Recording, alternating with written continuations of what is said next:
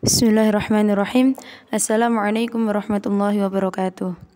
Kami dari kelompok 4 yang beranggotakan Oriza Saputra dengan NIM 301190023, Nadia Darun Najwa dengan NIM 301220048, Nina Ulfa Husnul Fatimah 301220050, Wita dengan NIM 301220064 akan mempresentasikan tentang studi Islam kawasan.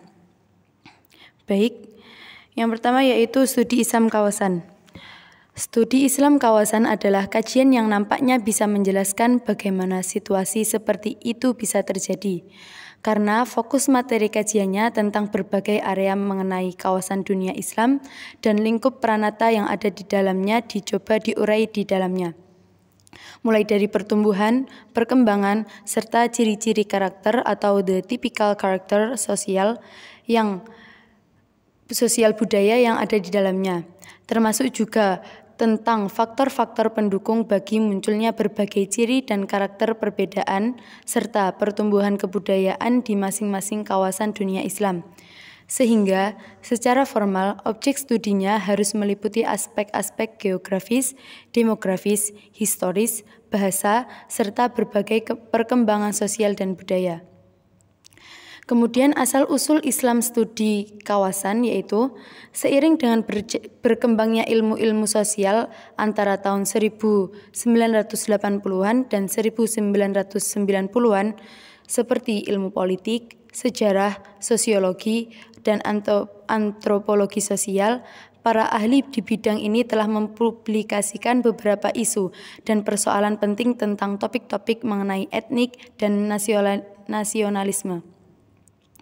Topik kajian mengenai hal ini semakin mendapat porsi yang sangat menarik ketika mereka menghubungkan dengan fenomena mengenai globalisasi, identitas, dan modernitas kelompok-kelompok masyarakat bangsa yang tercermin ke dalam masing-masing etnik dan nasionalismenya. Bagaimana kekuatan sebuah etnitas bisa menghubungkan dan merangkum berbagai kepentingan kelompok yang ada di dalamnya, seperti gender, identitas lokal, termasuk kelompok-kelompok agama. Kemudian, orientalisme dan oksidentalisme akan dijelaskan oleh teman kami, Saudari Wita.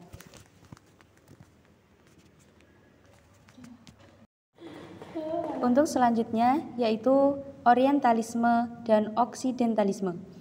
Orientalisme berasal dari kata Latin oriens yang berarti the rising of the sun atau terbitnya matahari, the eastern part of the world, belahan dunia timur, the sky whence comes the sun, langit asal datangnya matahari, atau the east yang artinya timur. Asal-usul orientalisme lahir ditandai dengan adanya usaha penjelajahan barat terhadap wilayah-wilayah yang berada di timur dengan tujuan awal untuk kepentingan ekonomi dalam perspektif non-akademik. Jika ditinjau dari perspektif pengetahuan, ini merupakan salah satu tujuan penting bagi barat untuk mengetahui lebih jauh perihal timur seperti budaya, sosial, politik, dan ekonomi. Sedangkan oksidentalisme berasal dari bahasa Inggris Occident yang berarti negeri barat. Sehingga oksidentalisme dapat dimaknai sebagai studi tentang barat dengan segala aspeknya. Oksidentalisme ini dilawankan dengan orientalisme. Namun demikian, oksidentalisme tidak memiliki tujuan hegemoni dan didominasi sebagai orientalisme. Studi pembahasan dalam oksidentalisme tidak berada dalam ruang lingkup geografi, walaupun ada beberapa faktor yang membahas hal tersebut. Secara sederhana, oksidentalisme adalah suatu disiplin ilmu yang dilakukan oleh orang-orang timur untuk mengkaji peradaban barat ditinjau dari aspek kacamata timur. Baik, yang selanjutnya yaitu Islam di timur dan barat. 1. Islam di timur. Ilmu keislaman yang ada di timur yaitu merupakan ilmu yang banyak dituntut oleh sebagian mayoritas muslim penjuru dunia. Tujuan memperdalam ilmu agama dari berbagai disiplin bahkan lintas disiplin sebagai Sebagian adalah keinginan mereka menjadi ahli agama atau kiai atau ulama. Yang kedua yaitu Islam di Barat. Ilmu dari kutub Barat ialah ilmu yang dipelajari oleh sebagian orang, baik muslim maupun non-muslim, yang kadang mengkaji kajian disiplin ilmu yang sama. Sifat ilmu di Barat ini ialah keterbukaan. Bismillahirrahmanirrahim. Ya, di sini saya akan melanjutkan penjelasan dari teman-teman, yaitu pada bab Islam mayoritas dan minoritas. Di sini Islam mayoritas itu adalah Muslim sebagai mayoritas. Secara konvensional, Islam memiliki doktrin kafir harbi dan kafir dhimmi. Doktrin ini mengacu kepada konsep dari As-Salam dari Al-Islam, tanah di bawah kekuasaan kaum muslim, dan Darul Harb, tanah di bawah kekuasaan non-muslim.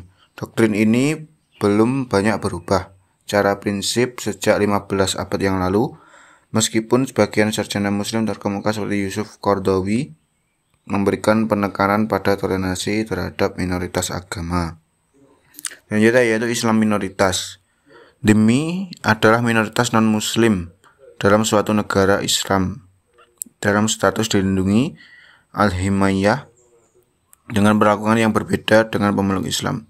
Mereka diberi jaminan untuk memeluk dan melaksanakan ibadah serta dilindungi dari serangan pihak lain.